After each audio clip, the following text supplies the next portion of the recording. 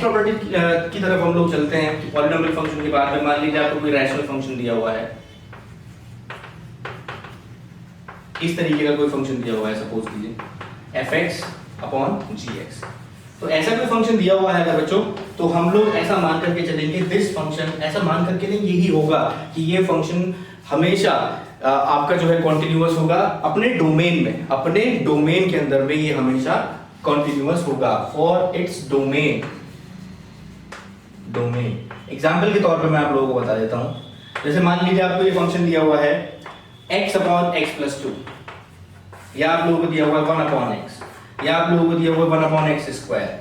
ठीक है, इस तरीके के फंक्शन आप लोगों को कर दिए हुए हैं, तो ये जो फंक्शंस होंगे, या आप लोगों को दिया हुआ है 1 अपॉन x क्यूब, मैं बिल्कुल आपको समझाने की कोशिश कर रहा हूँ। तो ये आपके सामने रैशनल फंक्शंस दिए हुए हैं, ये अपने अपने डोमेन के अंदर में कॉन्टिन्यूअस होंगे। जैसे मैं एक ही एग्जांपल से ले लेता हूँ आप लोगों के सामने। मान लीजिए आपके सामने दिया हुआ है जो 1 अपॉन x, तो उसका ग्राफ कुछ इस तरीके से बनता है। जो इसके डोमेन में नहीं है, आप देख सकते हैं कि x must not be equal to 0, 0 पे कॉन्टिन्यूअस नहीं है। मान लीजिए आपके सामने दिया हुआ है बच्चों 1 upon x square, 1 upon x square ऐसा बनता है।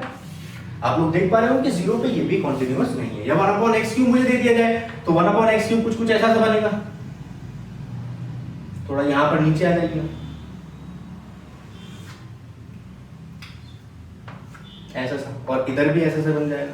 तो ऐसा सा बन करके आएगा, तो हम लोग इसको भी देख पा रहे होंगे कि ये भी कॉन्टिन्यूअस नहीं होगा। तो इस तरीके से जो रैशनल फंक्शंस होंगे बच्चों, आप इसको वैसे भी लिख सकते हैं, जैसा मैंने आपको सिखाया पिछले वाले क्वेश्चन में कि आप आर्बिट्रेरी कांस्टेंट लीजिए x = c, और उसके हिसाब से फिर हम उसको करते हुए चलेंगे। ठीक है, तो रैशनल फंक्शंस की भी हम लोग बात कर सकते हैं। अब इसके बाद में हम लोगों को मान लीजिए कोई ट्रिग्नोमेट्रिक फंक्शन दिया हुआ है बच्चों, हर एक ट्रिग्नोमेट्रिक फंक्शन अपने अपने डोमेन में कॉन्टिन्यूअस होगा। ठीक है, every trigonometric function is continuous in its domain. Continuous in its domain या for its domain। ठीक है, जैसे एग्जांपल के तौर पे मैं शुरुआत कर रहा हूं आप लोगों के सामने कि fx = sin x हम लोगों को दिया हुआ है। ग्राफ से भी हम लोग देख सकते हैं कि sin x का ग्राफ ऐसा बनता है, और ये कहीं पर भी आप लोग ऐसे ड्रॉ करते रहे, आप लोग विश्वास कीजिए मेरा, कहीं पर भी आपको पेन उठाने की आवश्यकता नहीं पड़ने वाली है। तो हम लोग इसको देख भी सकते हैं। लिखने का भी वही तरीका है कि आर्बिट्रेरी कांस्टेंट c मानिए, और लेफ्ट हैंड लिमिट पता कीजिए, राइट हैंड लिमिट पता कीजिए, और उसके बाद में हम लोग तीनों की जो वैल्यूज है उनको बराबर रख सकते हैं।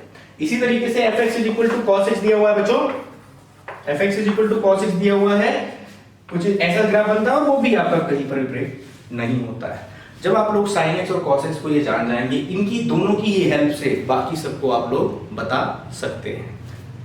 जरूरी ये है कि आप लोगों को ये चीज पता हो कि मान लीजिए f और g दो फंक्शंस हैं जो कॉन्टिन्यूअस हैं एट x = a, किसी भी पर्टिकुलर पॉइंट पर वो कॉन्टिन्यूअस दिए हुए हैं, तो f अपॉन g भी कॉन्टिन्यूअस होगा हर एक पॉइंट पर एक्सेप्ट उन पॉइंट्स पर जिन पर gx 0 हो रहा होगा। उन पॉइंट्स को हम लोगों को निकालना होगा जिन पर gx 0 हो रहा होगा, अदरवाइज हर जगह पर ये कॉन्टिन्यूअस होगा। मैं नेक्स्ट प्रॉपर्टी जो आप लोगों को लिखवाऊंगा उनमें से एक प्रॉपर्टी ये है।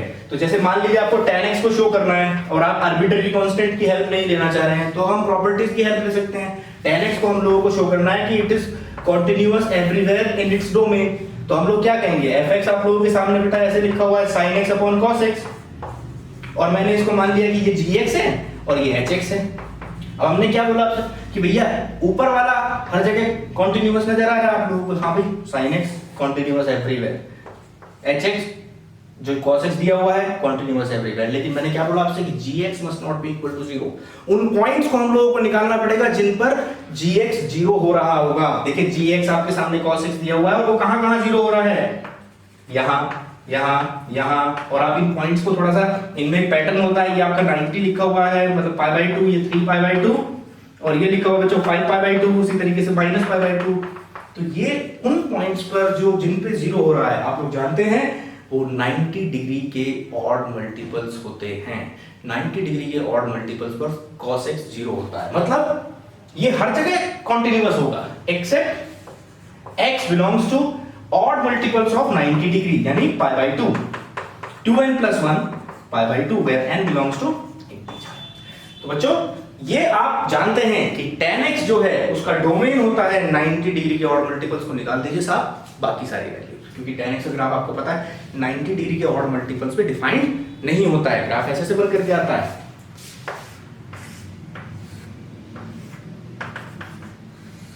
ऐसा सा बन करके आ रहा है, आप लोग जानते हैं इस चीज को। इसी तरीके से cot x, आपका cosec x, आपका sec x, सबको हम लोग इनकी हेल्प से कर सकते हैं। तो हम लोग कह सकते हैं बच्चों कि जितने भी ट्रिग्नोमेट्रिक फंक्शंस हैं वो सभी के सभी अपने डोमेन में कॉन्टिन्यूअस होते हैं। इसी तरीके से नेक्स्ट हम लोग चलेंगे बच्चों, modulus function is continuous everywhere. Modulus function is continuous everywhere.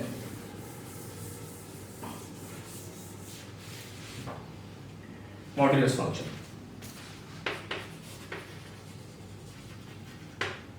मतलब एब्सोल्यूट वैल्यू फंक्शन, मतलब fx is equal to modulus x। लिखना बहुत आसान है, आप लोगों को ग्राफ से मैं शो करके बता देता हूं कि भैया ऐसा सा बन करके आ रहा होगा, ऐसा सा बन करके आ रहा होगा। आप लोग इसको शो कैसे करेंगे, लिखेंगे कैसे, ये बहुत इंपॉर्टेंट हो जाएगा आपका। सबसे पहले मैंने आप लोगों को बताया कि जब जब आपको मॉड्यूलस दिखाई दे जाए सबसे पहला काम होगा आप इसको पीसेस में ब्रेक कर लीजिए। तो आप लोगों के सामने लिखो है fx, और जानते होंगे आप कि x ही होगा अगर x इनपुट जो है वो ग्रेटर देन और इक्वल टू होगा, ठीक है, 0 के, और नेगेटिव ऑफ x होगा when x is lesser than 0 होगा। अब आपका यहां से काम शुरू होता है। देखिए बच्चों, ये जो मैं आप लोगों को बताने वाला हूं, ये चीज डिस्कस द कॉन्टिन्यूटी का ही एक पार्ट है। हम लोगों को ऐसे इसको शो करना होता है। देखिए मैंने कहा कि भाई आप इसकी कॉन्टिन्यूटी डिस्कस कीजिए कि ये हर जगह कॉन्टिन्यूअस है या नहीं। आप लोगों ने देखा कि यार 2 पार्ट में ब्रेक हो रहा है ना, एक ग्रेटर देन इक्वल टू 0 के लिए, एक लेसर देन 0 के लिए। यहां पर हम लोगों को इसको 3 पार्ट्स में ब्रेक करना पड़ेगा। कारण बताता हूं। एक चीज यहां से लेकर यहां तक same behaviour, same behaviour, same behaviour. एक पॉइंट ऐसा है जहां पर इसने वो टर्न लिया है, वो सबसे इंपॉर्टेंट पॉइंट है। बाकी जगह पर तो सेम बिहेवियर चल रहा है, लेकिन जहां पर उसने टर्न किया है, जहां अपने बिहेवियर को चेंज किया है, वो पॉइंट सबसे इंपॉर्टेंट पॉइंट हो जाता है। उस पॉइंट पर हम लोग को कॉन्टिन्यूटी चेक करते समय बहुत ही एहतियात बरतनी है। बाकी सब जगह पर चाहे आप कीप करें या ना करें। जैसे आप लोगों के सामने लिखा हुआ है fx is equal to x when x is greater than equal to 0 and minus x when x is lesser than 0। तो मुझे पता है कि 3 ये पार्ट होंगे, एक ग्रेटर देन 0, एक लेसर देन 0 और एक इज इक्वल टू 0। तीनों पे आपको अलग अलग दिखाना पड़ेगा, ठीक है, तीनों पे ही आपको दिखाना पड़ेगा। आर्बिट्रेरी कांस्टेंट लेना पड़ेगा। c केस 1 बनाइएगा, x is equal to c and c is lesser than 0, ठीक है। मतलब आप समझ गए कि इस वाली ब्रांच की बात कर रहे हैं। हमारे लिए थोड़ी देर के लिए मैं आपको हल्का सा लिख करके बता रहा हूं कि ये -x की बात कर रहे हैं। और मैंने क्या कहा, ये तो पॉलिनोमियल फंक्शन है, ये तो पॉलिनोमियल फंक्शन बनकर के आ गया। और अगर पॉलिनोमियल फंक्शन बनकर के आ गया तो ये तो कॉन्टिन्यूअस एवरीवेयर होने वाला था। आप लोगों को समझ में, समझाने के लिए बात कर रहा हूं, लिखने का तरीका आप उसी पैटर्न को फॉलो कर रहे हैं, ठीक है। अगर बोर्ड्स में लिख रहे हैं, अब अगर अपने दिमाग में करना चाहते हैं तो आपके सामने लिखा होगा, ठीक है। फिर हम लोग बात करेंगे केस 2 कि भैया मैंने मान लिया कि आर्बिट्रेरी कांस्टेंट है, x is equal to c है, और इस बार c ग्रेटर देन 0 ले लिया। इस बार c मैंने ग्रेटर देन 0 ले लिया, और ग्रेटर देन 0 के लिए मैं जानता हूं फंक्शन का बिहेवियर बिल्कुल सेम टू सेम रहेगा। वो क्या बनकर के आ रहा है बच्चों, पॉलिनोमियल। और अगर ये पॉलिनोमियल फंक्शन बनकर के आ गया है तो मैं क्या कहूंगा कि भैया ये तो पॉलिनोमियल है, कॉन्टिन्यूअस एवरीवेयर, यानी ये भी कॉन्टिन्यूअस आ गया।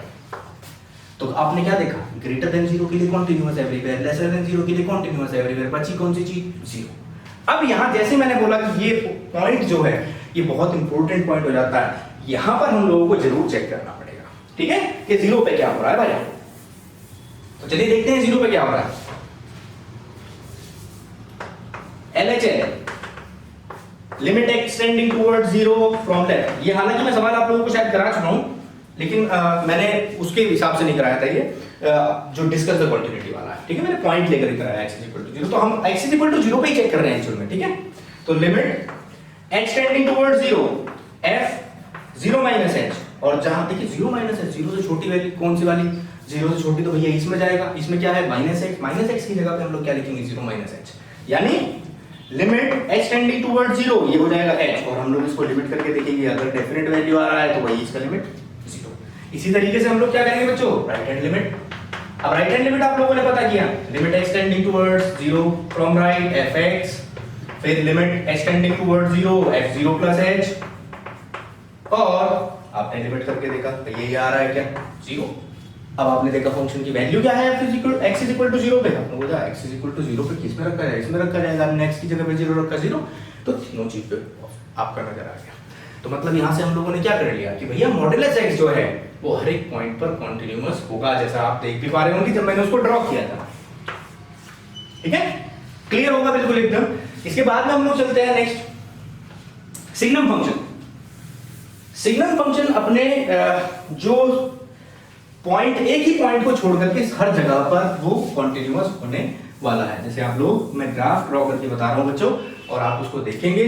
फंक्शन के बारे में आप लोग जानते हैं, ऐसा लिखा जाता है x अपॉन मॉड्यूलस x और modulus x upon x for every x not equal to 0 and when x is equal to 0 it is 0। इसको हमने थोड़ा सा सिंपलीफाई करके लिखा, देखिए दो पार्ट में, when x is greater than 0, जब ग्रेटर देन 0 है तो मॉड्यूलस खुलेगा पॉजिटिव, पॉजिटिव खुलेगा मतलब x upon x plus 1, x is equal to 0 पे तो 0 है, जब x लेसर देन 0 होगा तो मॉड्यूलस खुलेगा नेगेटिव, माइनस से खुलेगा तो minus x upon minus x या माइनस x अपॉन x यानी माइनस 1। आप लोग ग्राफ जानते हैं बच्चों, 0 से बड़ी वैल्यू के लिए प्लस 1, 0 से छोटी वैल्यूज के लिए माइनस 1 और 0 पे 0, एक्सटर्नली डिफाइंड है।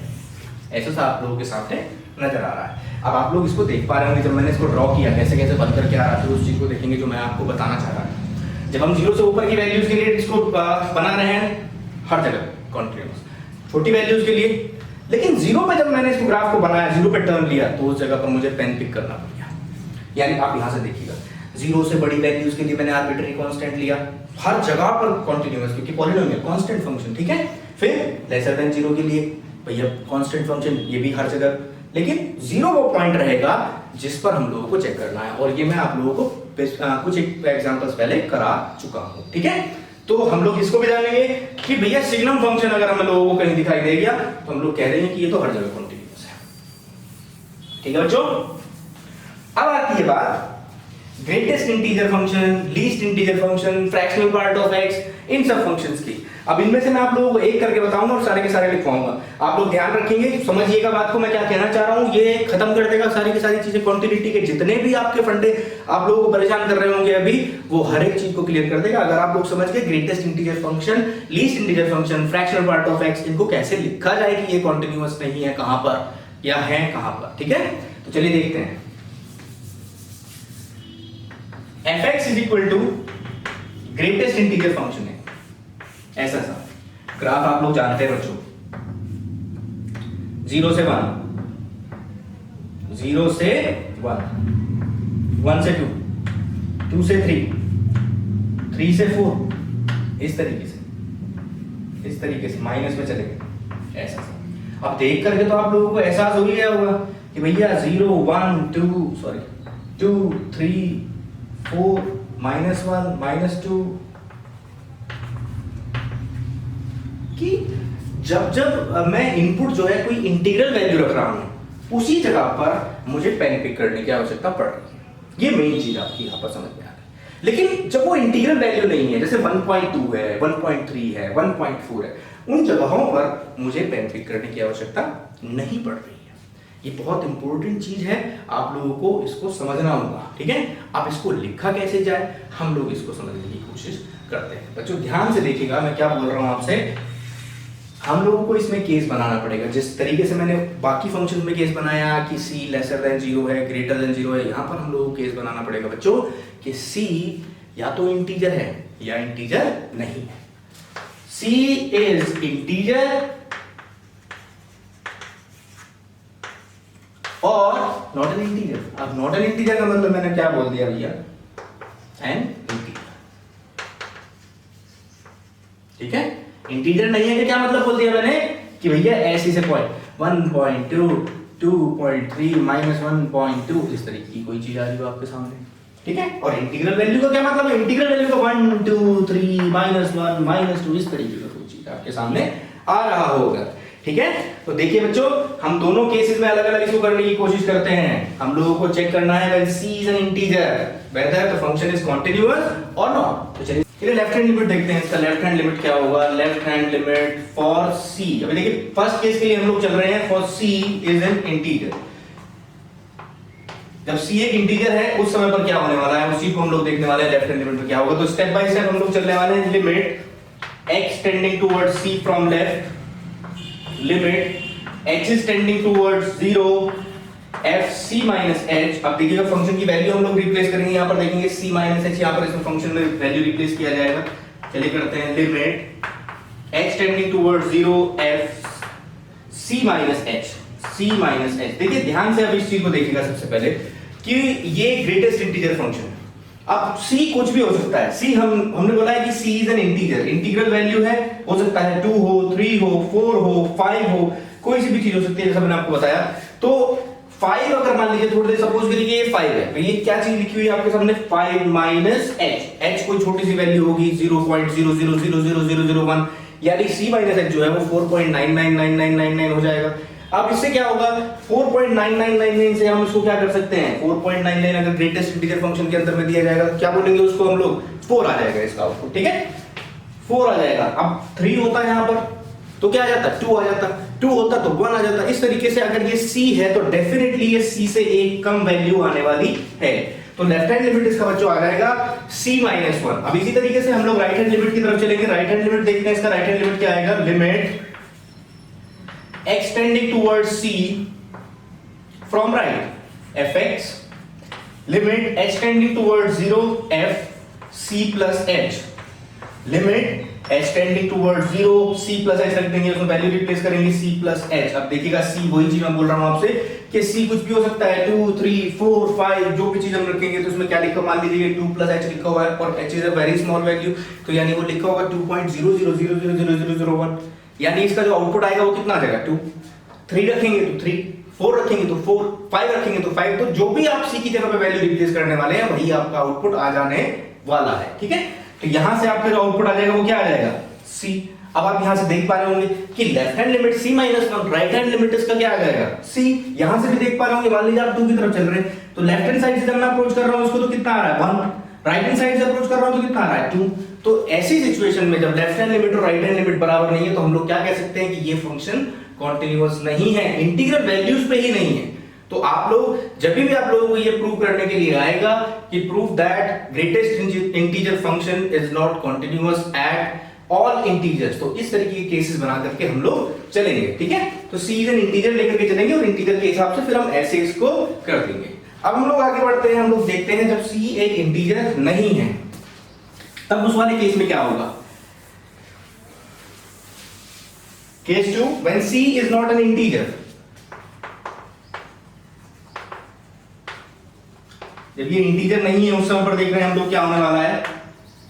तो लेफ्ट हैंड लिमिट देखेंगे, left hand limit, limit x tending towards c from left, वही चीज fx, limit h tending towards 0, limit h tending towards 0 fc minus h। अब मैं क्या कह रहा हूं आपको, c एक इंटीजर नहीं है, इंटीजर के अलावा कोई वैल्यू, कोई भी वैल्यू हो सकती है, जैसे 2.1। अगर ये 2.1 मैंने c लिया 2.1, 2.01, 2.001, कितना भी आप ले सकते हैं, 2.0001 या 4 जीरो बाद में ऐसा ले लिया मैंने 0.0001 ऐसा ले लिया हमने। तो अब आप इस चीज को देखिएगा, अगर ये इंटीजर नहीं है 3.1, 3.01, 3.001, 4.00001, इस तरीके से सिचुएशन अगर बन करके आ रही है और हमने लिखा है c minus h, c minus h, तो इसमें से h हटाएंगे आप। h तो बहुत छोटा वैल्यू है, मैंने बोल रखा है h is very very very small, infinitesimally small number है। तो अगर मैं इसमें से उसको घटाऊंगा तो ये आएगा तो 2 से बड़ा ही वैल्यू, और अगर ये 2 से बड़ा वैल्यू आया तो जब हम इसको इनपुट करेंगे क्या आ जाएगा, 2 से बड़ा ही वैल्यू आ रहा है। अगर आपने और हमने जो है ग्रेटेस्ट इंटीजर फंक्शन में ये इनपुट किया तो क्या मिलने वाला है, वही का वही वैल्यू हम लोगों को मिल जाएगा। जैसे 2.01 ऐसे आया आपका तो आउटपुट आ जाएगा 2। समझ रहे बात आप। तो ऐसी सिचुएशन में अगर मैं इसको रिप्लेस करता हूं, आता है c minus h, limit h tending towards 0 c minus h, तो यानी ये वैल्यू आ जाएगा आपका c। अब इसी को राइट हैंड लिमिट की तरफ हम लोग करेंगे, राइट हैंड लिमिट हम लोग चेक करेंगे।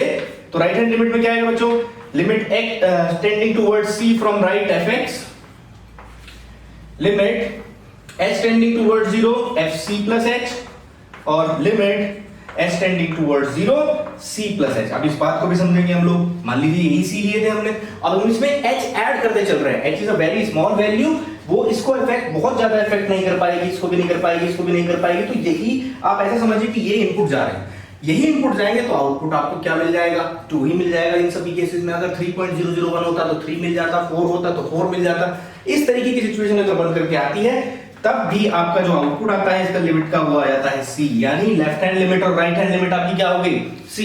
अब बात आती है वैल्यू की फंक्शन की। अब अगर हम इसमें जो है C रखेंगे तो हम लोग देख पाएंगे कि हम लोगों को, क्योंकि वो एक इंटीजर नहीं है, एक कोई ऐसी वैल्यू है, इस तरीके की वैल्यू है, जब हम उसको रिप्लेस करेंगे तो पक्का पक्का जो आउटपुट आने वाला है वो वही वैल्यू आ जाएगी, जिस मतलब ऐसा समझिएगा कि जो ये वाला पार्ट है, ये वाला पार्ट इसमें से हट करके हम लोगों को मिल जाने वाला है।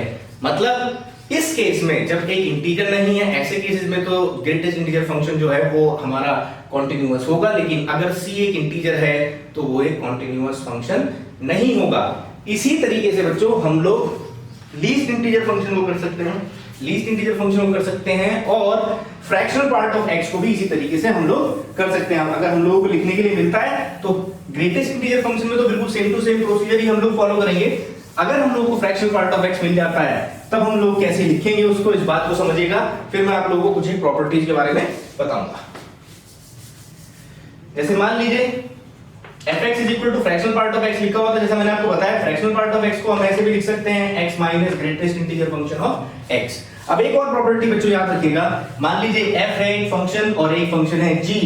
अगर f एक कॉन्टिन्यूअस फंक्शन है एट अ पर्टिकुलर पॉइंट और g भी कॉन्टिन्यूअस है तो f plus g, f minus g, f into g ये भी कॉन्टिन्यूअस फंक्शन ही होंगे, ये हम लोगों को याद रखना है। अगर मैंने जैसा आपको बताया f अपॉन g अगर बन करके आता है ये भी कॉन्टिन्यूअस फंक्शन ही होगा, बस ध्यान ये रहे उस वैल्यू को निकाल देना है हमें जिस पर g 0 हो रहा है। उस चीज को ध्यान रखते हुए हम लोग ऐसा बोल सकते हैं कि अगर ये कॉन्टिन्यूअस है और ये कॉन्टिन्यूअस है तो इनका सम डिफरेंस इनटू डिवाइड में बात याद रखनी है, जैसे मैंने बताया आपको ये सभी कॉन्टिन्यूअस होने वाले हैं। बहुत इंपॉर्टेंट चीज है बच्चों। तो हम लोग क्या कह सकते हैं, देखिए पहले वाला तो पॉलिनोमियल फंक्शन आ गया, पॉलिनोमियल, और दूसरे वाला क्या आ गया, ग्रेटेस्ट इंटीजर। अब ये वाला फंक्शन जो है वो क्या है भाई, ऑल रियल पे, और ये वाला किस पे है, ऑल रियल में से जो इंटीग्रल वैल्यूज है उनको निकाल दीजिए साहब, बाकी सब जगह पर ये कॉन्टिन्यूअस है। और अगर ये इन जगहों पर कॉन्टिन्यूअस है और ये भी है तो दोनों के दोनों इन्हीं जगह पर होंगे, क्योंकि बाकी जगहों पर दोनों का अगर आप इंटरसेक्शन देखेंगे तो भैया ऐसा बन करके आएगा कि r माइनस जेड पर ही ये कॉन्टिन्यूअस बन करके आएंगे। अगर आप लोगों को ऐसे लिखना है तो इसको लिखिए, पहले वाला फंक्शन को f मान लीजिए, दूसरे वाले को g मान लीजिए, उसके हिसाब से फिर हम लोग जो है डोमेन का इंटरसेक्शन करके दिखा सकते हैं। तो ये दोनों के दोनों जो आप फंक्शन बताए मैंने, तीनों के तीनों फंक्शंस को हम लोग ऐसे कॉन्टिन्यूअस डिसकंटिन्यूअस चेक कर सकते हैं। अब बात आती है बच्चों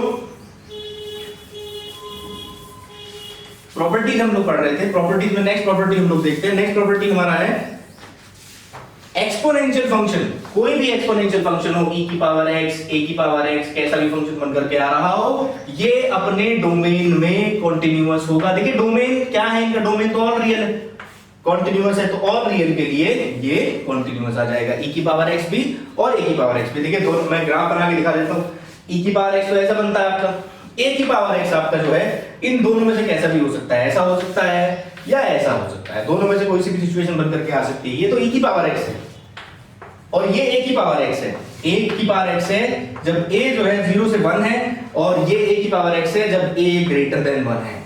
ऐसी सिचुएशन बन करके आ सकती है। तो हम लोग देख पा रहे होंगे ऑल रियल वैल्यूज के लिए e की पावर x, a की पावर x कॉन्टिन्यूअस फंक्शन हो सकते हैं। अब लिखने का तरीका वही, आर्बिट्ररी पॉइंट लेकर के उसके हिसाब से हम लेफ्ट हैंड लिमिट और राइट हैंड लिमिट को बराबर शो कर देंगे और वैल्यू ऑफ द फंक्शन भी शो कर सकते हैं। इसी तरीके से हम लोगों के सामने नेक्स्ट प्रॉपर्टी हम लोग देखेंगे कि लॉगरिथमिक फंक्शन भी अपने डोमेन में कॉन्टिन्यूअस होता है।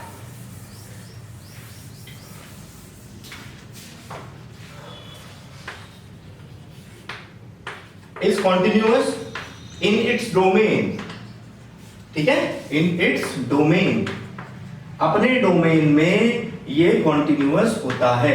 देखिए अब मैं ग्राफ बना के दिखा देता हूं, फिर बता देता हूं आपको। देखिए लॉग के ग्राफ जो है दो तरीके से बन सकता है लॉग एक्स का, ऐसा बना लीजिए या तो ऐसा बना लीजिए, ये दोनों में से कोई सा भी केस हो सकता है। ये वाला जो केस बनेगा log a बेस पे x का, जब a जो है 0 से बड़ा और 1 से छोटा होगा, और ये वाला जो केस बनेगा ये तब बनेगा जब a जो है 1 से बड़ा होगा। तो आप लोग इनको भी देख पा रहे होंगे कि ये भी कॉन्टिन्यूअस फंक्शन होंगे, और करने का तरीका वही जो मैंने आप लोगों को हर एक उसमें बताया है कि कोई एक आर्बिट्ररी पॉइंट लेकर के लेफ्ट हैंड लिमिट और राइट हैंड लिमिट हम लोग शो करेंगे और फंक्शन की वैल्यू दिखाएंगे और हम तीनों को बराबर शो कर देंगे, तब हम कह सकते हैं कि फंक्शन जो है हमारा कॉन्टिन्यूअस होगा। तो ये बात हम लोगों को याद रखनी है। पॉलिनोमियल फंक्शन आपका कॉन्टिन्यूअस, हर जगह पर ट्रिग्नोमेट्रिक फंक्शन आपका जो है जो अपने डोमेन है उनमें, इनवर्स ट्रिग्नोमेट्रिक फंक्शन भी अपने डोमेन में कॉन्टिन्यूअस, अपने डोमेन में, मैं आप बात ध्यान रखिएगा, अपने डोमेन में कॉन्टिन्यूअस है। आपका एक्सपोनेंशियल फंक्शन हर जगह कॉन्टिन्यूअस, आपका जो लॉगरिथमिक फंक्शन अपने डोमेन में कॉन्टिन्यूअस। ये बात हम लोगों को ध्यान रखनी है, बड़े काम की चीज हम लोगों को मिलेगी आगे सवालों को करते समय, हम लोगों को इनकी हेल्प लगेगी, ठीक है। तो ध्यान रखें इनको कैसे, ये सब चीजें याद रखनी है हम लोगों को, ठीक है। सिंपल जो पेरेंट फंक्शंस हैं उनको कॉन्टिन्यूअस होते हैं ज्यादातर फंक्शन जितने भी हैं अपने अपने डोमेन के अंदर में। अब हम लोग बात कर रहे हैं, जब हम लोग इन सब सिंपल वाली प्रॉपर्टीज को पढ़ चुके होते हैं, मैंने आप जैसा आप लोगों को बताया है कि एक फंक्शन को ही हमने डील किया, अभी हम एक सिंगल फंक्शन को डील कर रहे थे। मैंने जो चीज देखी है बीच बीच में, अब मैं दो फंक्शन को डील कर रहा हूं बच्चों, f और g को। दो फंक्शन मान लेते हैं। मान लीजिए f एक फंक्शन है जो कि कॉन्टिन्यूअस है एट x = a, इनको भी साइड में हम लोग लिख लेंगे कॉन्टिन्यूअस एट x = a, और ये g है, ये भी कॉन्टिन्यूअस है एट x = a। तो हम लोग यहां से कह सकते हैं, जैसा मैंने आप लोगों को अभी भी लिखवाया, f + g continuous at x = a, f - g continuous at x = a, f * g continuous f * g continuous at x = a, और f/g continuous at x = g। ये ध्यान रखेंगे कि मैंने जैसा आप लोगों को बताया कि ga का वैल्यू 0 नहीं होना चाहिए। मतलब अगर आपको ऐसा चेक करना है, चाहे वो इंटरवल भी दिया हुआ हो, तब भी हम लोग ऐसा कर सकते हैं। मान लीजिए जैसा मैंने आप लोगों को अभी बताया कि पहले वाला जो फंक्शन है वो ऑल रियल पे कॉन्टिन्यूअस है, और दूसरे वाला फंक्शन पॉजिटिव रियल के लिए कॉन्टिन्यूअस है, ठीक है। तो जो कॉन्टिन्यूटी हम देखना चाहेंगे तो हम देख लेंगे डोमेन का जो कॉमन पार्ट आ रहा है उसके लिए f + g कॉन्टिन्यूअस हो जाएगा। बहुत सिंपल बात है बच्चों, ये चीज हम लोग ध्यान रखेंगे, इंपॉर्टेंट है और इजी है बहुत, ठीक है। अब जब मैं दो फंक्शन की ही बात कर रहा हूं तो एक इंपॉर्टेंट चीज, बहुत मोस्ट इंपॉर्टेंट चीज हमारे सामने बन करके आ जाती है, जिसको हम लोग बोलते हैं कॉम्पोजिशन ऑफ अ फंक्शन, ठीक है। देखिए कॉन्टिन्यूटी ऑफ कॉम्पोजिट फंक्शन, ये भी एक इंपॉर्टेंट चीज हो जाएगी, आप लोग जरूर ध्यान रखेंगे और इसको पढ़ने की कोशिश करते हैं। continuity of a composite function। अब सबसे पहले देखिए कंपोजिट फंक्शन को समझ लेते हैं हम। कंपोजिट फंक्शन क्या है? कंपोजिट फंक्शन है, जैसे मान लीजिए आपको ये इनपुट है आपका, आपने किसी फंक्शन fx में इसको इनपुट किया, और जो इसका आउटपुट आ रहा है fx वो किसी दूसरे फंक्शन में हमने इनपुट किया gx में, तो आउटपुट जो हम लोगों को मिलता है वो कुछ इस तरीके से मिलेगा बच्चों, gofx। मतलब अब g के लिए fx जो है वो इनपुट हो जाएगा। एग्जांपल के तौर पर बिल्कुल स्टार्टिंग से मैं आपको बताता हूं कि जब हमने मान लीजिए पहला फंक्शन f1 मैंने मान लिया कुछ इस तरीके से, 1 to 2, 2 to 4, 4 to 8, और एक f2 ले लिया हमने, f2 ले लिया है कुछ इस तरीके से 2, 4 और 4, 8 एंड 8, 16 कुछ इस तरीके से ले लिया। और हम लोगों को कहा कि कुछ इस तरीके, जैसे मैंने कहा यहां f1 है और यहां f2 है, ठीक है। हमने यहां इनपुट किया बच्चों 1, हमसे वो पूछ रहा है जो चीज मैंने यहां लिखी है इसका मतलब क्या है, gofx। तो यहां क्या लिखा है, f2 o f1, या मैं कह दूं f2 f1। कुछ ऐसा सा हमसे पूछ रहा है कि f2 के अंदर में जो इनपुट जा रहा है वो f1 जा रहा है, ठीक है। तो मान लीजिए आपने 1 इनपुट किया, f1 में आपने इनपुट किया, आउटपुट आया 2। f1 का आउटपुट क्या है बच्चों, 2। अब ये जो 2 जाएगा वो किसमें जाएगा, f2 में। अब जब f2 में 2 जाएगा तो क्या मिलेगा हम लोगों को, 4। यानी अगर मैं f2 f1 देख रहा हूं तो मैं ये देख पाऊंगा f2 f1 कि जब मैं 1 इनपुट करूंगा बच्चों तो मुझे मिलेगा 4। समझ रहे हैं आप? बिल्कुल सिंपल प्रोसीजर कि जब हमने ये इनपुट किया है इसमें, आउटपुट मुझे f2 का मिला। अब इसी तरीके से जब अगर हम 2 इनपुट करेंगे तो आउटपुट मिलेगा 8, अगर मैं 4 इनपुट करूंगा तो आउटपुट मिलेगा मुझे 16। तो बस यही बात एकदम बिल्कुल एकदम सिंपल आपकी हो जाती है कि अगर हम FOG या GOF आपके सामने लिखा हुआ है तो वो क्या चीज बन करके आ रही है। देखिए जैसा आप लोगों के सामने मैंने लिखा है कि दो फंक्शन आपके सामने f और g दिए हुए हैं, या ऐसे लिख दिया जाए g पहले हो जाए और f बाद में हो जाए, तब ये आपके सामने क्या नजर आएगा बच्चों। देखो x जाएगा इसके अंदर में इनपुट, इसका आउटपुट जो आएगा वो gx के हिसाब से आएगा और gx इसके अंदर में इनपुट जाएगा, मतलब x को रिप्लेस करना पड़ेगा हम लोगों को gx से। तो हमारे सामने कभी ऐसा लिखा हुआ मिलता है अगर FOGX और GOFX, तो हम लोग समझ जाएंगे एकदम से कि इसका मतलब क्या है कि f के अंदर में जो इनपुट गया है वो गया है gx और इधर में g के अंदर में जो इनपुट गया है वो गया है fx। ये बात इंपॉर्टेंट हो जाती है। एग्जाम्पल के तौर पे मैं आप लोगों को समझाने की कोशिश करता हूं कि मान लीजिए आप लोगों को दिया हुआ है fx is equal to x square और gx is equal to 2x plus 1 और हम लोगों से पूछा जाए कि बताओ जरा भाई FOG क्या होगा, FOGX। तो हम लोग क्या समझ रहे हैं इस बात से कि f के अंदर में इनपुट जा रहा है gx, मतलब fx में जहां जहां x है उसको जगह पर हमें रिप्लेस करना पड़ेगा gx। तो चलिए देखते हैं क्या है। fx जहां जहां आपका x है उसकी जगह पे देखिए f में जहां जहां x है उसकी जगह पे gx रिप्लेसमेंट दे दिया, gx का होल स्क्वायर हो जाएगा और gx का वैल्यू यहां से उठा के रख देंगे बच्चों 2x प्लस 1 का होल स्क्वायर। और इसी तरीके से क्या हो जाता है GOFX। अब मान लीजिए आप लोगों को आप समझ गए होंगे GOFX का क्या मतलब है कि जहां जहां g में आपको x दिखाई दे रहा है उसी जगह पर हम लोग रिप्लेस कर देंगे fx। तो क्या नजर आ जाएगा हम लोगों को कि जहां जहां x है उसकी जगह पे हम लोगों ने रिप्लेसमेंट दिया बच्चों fx। तो 2fx प्लस 1 और fx की वैल्यू हम लोग लिख देंगे यहां से, fx की वैल्यू है हमारे पास में ये रहा, तो यानी 2x स्क्वायर प्लस 1। ये एक कंपोजिट मशीन की तरीके से काम कर रहा है। जो हम लोगों ने देखा कि कंपोजिट मशीन क्या होगा, एक फंक्शन का आउटपुट दूसरे फंक्शन का इनपुट हो जाता है, ठीक है। और ये इंपॉर्टेंट चीज है बहुत, हम लोग ध्यान से इस चीज को करेंगे। और कंपोजिशन भी दो पार्ट में हम लोग बांट लेते हैं यहाँ से, ताकि हम लोग इसको थोड़ा सा और बेहतरी से समझ सकें, ठीक है। चलिए एक और चीज देख लेते हैं हम लोग। ये जो मैंने आप लोगों को अभी समझाया है बच्चों, ये है कंपोजिशन ऑफ कॉन्टिन्यूअस फंक्शंस। बहुत सिंपल सी बात है। कंपोजिशन को भी हम लोग दो पार्ट में बांट लेते हैं, continuous function, continuously defined function actually, ठीक है, कॉन्टिन्यूअसली डिफाइंड फंक्शन। अब हम लोग इस चीज को देखेंगे for piece wise defined function. अगर ये पीस वाइज डिफाइंड फंक्शन के लिए हम लोगों को कंपोजिशन देखना हो तो क्या उसमें डिफरेंस आएगा। अब आप समझ गए होंगे कि पीस वाइज डिफाइंड फंक्शन क्या होता है, ठीक है। अब यहां से देखते हैं कॉन्टिन्यूअसली डिफाइंड फंक्शन का एक और एग्जांपल आप लोगों को देता हूं। मान लीजिए आप लोगों को fx दिया हुआ है 2x माइनस 7 और gx आपको दिया हुआ है x प्लस 7 और आपसे पूछा है FOG। तो हम लोगों को क्या पूछ रहा है, जहां जहां fx में x है उसकी जगह पे gx लिखना है। चलिए लिखते हैं fx में जहां जहां x है उसकी जगह पे gx लिखा। साहब क्या आ रहा है हमारे सामने 2gx माइनस 7 और अब gx का वैल्यू रिप्लेसमेंट दे देना है हम लोगों को। क्या नजर आ जाएगा बच्चों x प्लस 7 और यहां माइनस 7, यानी हम कह सकते हैं 2x प्लस 7 की आंसर आ जाएगा। और सपोज कीजिए कि यही चीज आपसे ऐसा पूछा जाता GOFX क्या होगा, तो GOFX क्या करते हैं भाई, जहां जहां g में हम लोगों को नजर आ रहा है x उसकी जगह पर रिप्लेसमेंट देंगे fx।